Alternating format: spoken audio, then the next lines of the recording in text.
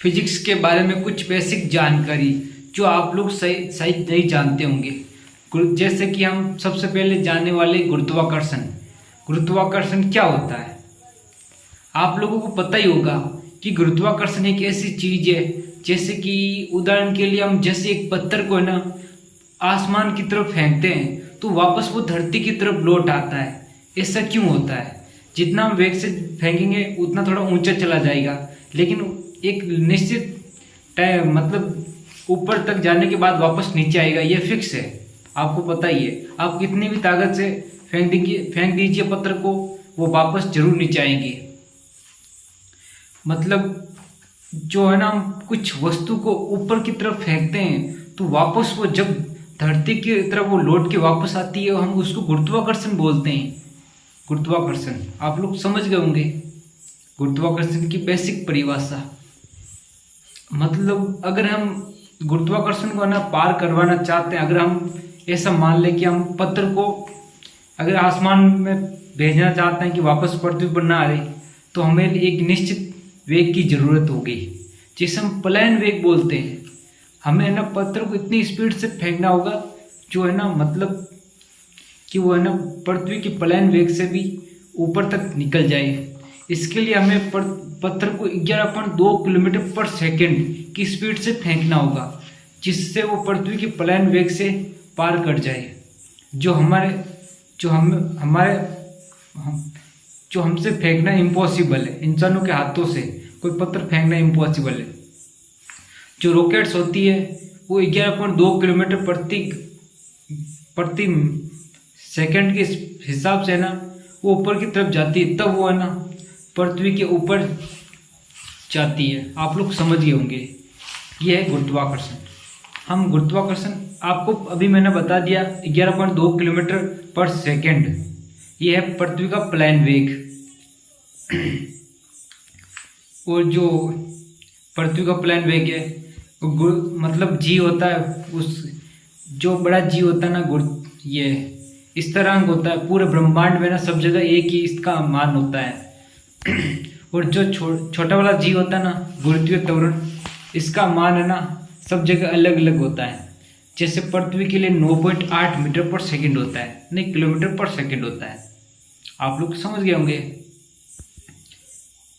और क्या बोलते हैं, जी का बड़ा वाला जी है ना, उसका पूरे ब्रह्मांड में ना सब जगह गुरुत्वांक स्थिरांक मान समान होगा सब जगह। और बता दूं, जो है ना मतलब कोई भी एक छोटी सी चीज होगी, जैसे के लिए उदाहरण है, ये मेरी कॉपी है, इसके पास मास होगा मतलब द्रव्यमान होगा, और मैं हूँ, मेरे अंदर भी मास द्रव्यमान है। या फिर जैसे कि कुछ और भी चीज जो पत्थर है वो भी उसमें भी द्रव्यमान है, मास। मतलब उसके अंदर भी गुरुत्वाकर्षण है। आप लोग समझ सकते हैं, उसके अंदर भी गुरुत्वाकर्षण है, ग्रेविटी है उसके अंदर भी। आप लोग सोच रहे होंगे फिर है ना कि मतलब ये कॉपी है, इस मोबाइल को क्यों नहीं आकर्षित कर रही है? इसका मतलब इसलिए आकर्षित नहीं कर रही है क्योंकि जो यानी ये इसका मास बहुत कम है, इसलिए इसका गुरुत्वाकर्षण बहुत ही कम होगा। समझ रहे हैं ना? इसका गुरुत्वाकर्षण मान बहुत ही ज्यादा कम होगा। आप लोग खुद सोच सकते हैं, जो पृथ्वी है ना, पृथ्वी है ना, इस मतलब बड़ी है, इसका मास भी ज्यादा है। आप लोग समझ सकते हैं। तो इसीलिए मतलब क्या बोलते हैं, इसलिए वो अपनी तरफ है ना वस्तुओं को आकर्षित करती है। जैसे नहीं कोई ये कॉपी है मेरी, इसके अंदर मास है और पृथ्वी के अंदर भी मास है। अब ये ना कॉपी भी ना पृथ्वी को अपनी तरफ आकर्षित करने की कोशिश करेगी। अब इसका मतलब तो यह है कि ना इसका गुरुत्वाकर्षण मान बहुत कम है, पृथ्वी का बहुत ज्यादा है। इसलिए ना कॉपी तो ना पृथ्वी को आकर्षित नहीं कर पाती, लेकिन पृथ्वी ना कॉपी को आकर्षित कर लेती है।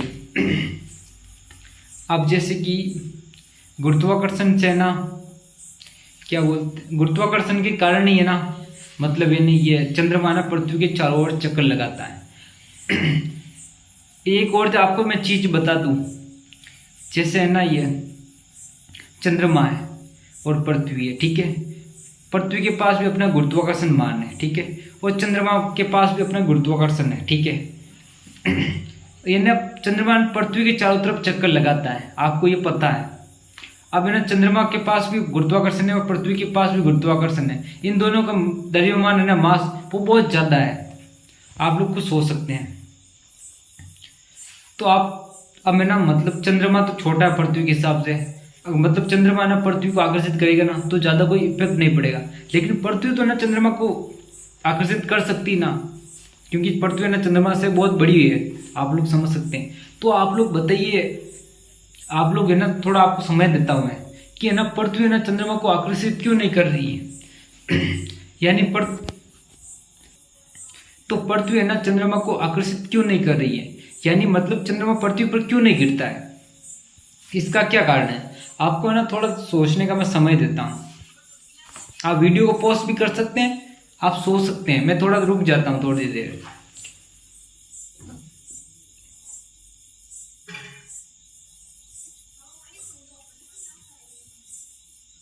अगर आपको आंसर नहीं पता चला तो मैं आपको बता दूं, जैसे ना आप लोगों को मैं वापस समझा दूं कि जैसे एक बड़ी चुंबक है, एक छोटी चुंबक है।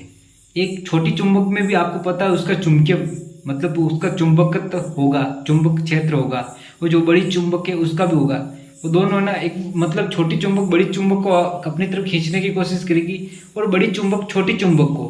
अब बड़ी चुंबक है ना वो उसके पास ज़्यादा चुंबकीय मान है तो वो है ना छोटी चुंबक को अपनी तरफ खींच लेगी, लेकिन है ना छोटी चुंबक नहीं, वो भी है ना अपनी तरफ बड़ी चुंबक को खींचने की कोशिश करेगी, लेकिन वो बड़ी है इसलिए वो खींच नहीं पाती है।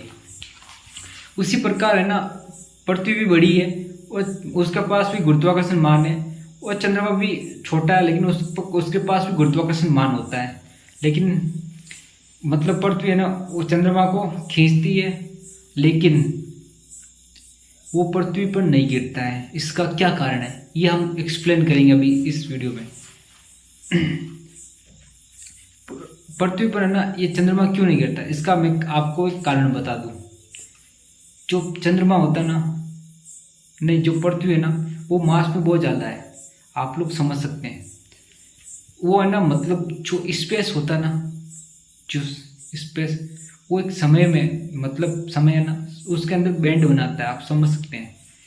आप लोगों के लिए एक एग्जाम्पल बता दूँ, आप है ना अपने घर एक कपड़ा लेना, ठीक है, उसको है ना एक जो ये टब होता है ना टब, उसके चारों तरफ बांधना और उसके मतलब बीच में एक बॉल रख देना, एक फुटबॉल रख देना, वो चारों तरफ एक मटर के दानों को है ना घुमाना। वो मतलब है ना मटर का दाना हो ना वो चारों तरफ के कई टाइम तक घूमता रहेगा। वो है ना घूमेगा ना, वो एक टाइम आएगा जब मैंने वो घूमता हूँ, वो चारों तरफ घूमेगा पहले, लेकिन वो सब उसके बाद है ना वो फुटबॉल के अंदर जाके गिर जाएगा। उसी प्रकार है ना जो पृथ्वी है ना वो मतलब जो समय है ना वो कपड़े की तरह है, वो मतलब है ना वो समय पर ना उसका द्रव्यमान उस पर दाब डाल रहा है, वो ना एक मतलब एक मतलब फॉर्म बना रहा है, टाइम समय का फॉर्म समय का फॉर्म आप लोग समझ सकते हैं। मतलब जिसके कारण चंद्रमा है ना मतलब पृथ्वी के चारों तरफ घूम रहा है।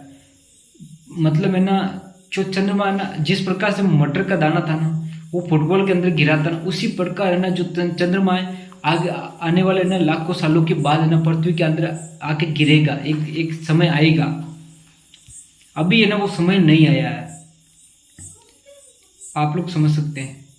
और मतलब दूसरा का ये पहला कारण है जो वैज्ञानिकों ने बताया। दूसरा कारण ये है जो है ना चंद्रमा है ना वो पृथ्वी के चारों तरफ घूमता रहता है। घूमने के कारण ना उसका है ना मतलब है ना जो गुरुत्वाकर्षण मान है ना उसको है ना मतलब घूमने के कारण उसका द्रव्यमान कैंसिल हो जाता है। द्रव्यमान क्या, गुरुत्वाकर्षण कैंसिल हो जाता है, जिसके कारण वो पृथ्वी के ऊपर आकर नहीं गिरता है। उसी प्रकार जो स्पेस स्टेशन है, अंतरिक्ष स्पेस स्टेशन, इंटरनेशनल अंतरिक्ष स्पेस स्टेशन जो है ना वो भी ना एक उपग्रह सैटेलाइट, आपको पता है, वो भी ना पृथ्वी की चारों तरफ चक्कर लगाता है। वो पृथ्वी से लेकर सिर्फ 400 किलोमीटर दूर है, ऊपर है। वो है ना पृथ्वी पर,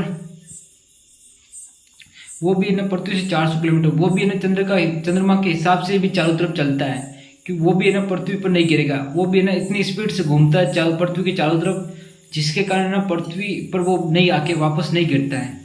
मतलब सारे ना ये जिस प्रकार पृथ्वी के चारों चारों तरफ है ना चंद्रमा घूमता है, उसी प्रकार से पृथ्वी है ना सूरज के चारों तरफ घूमती है। जिस प्रकार मैंने अभी समझाया उसी प्रकार से आप लोग समझ सकते हैं। ये है पूरा गुरुत्वाकर्षण का टॉपिक। इसके बाद में हम गुरुत्वाकर्षण का कुछ और इम्पोर्टेंट चीज़ें बताएंगे अगले वीडियो में। इसी के साथ हम ये वीडियो समाप्त करते हैं। अगर आपको हमारा वीडियो पसंद आया तो हमारे वीडियो को लाइक करके चैनल को सब्सक्राइब कर दीजिए।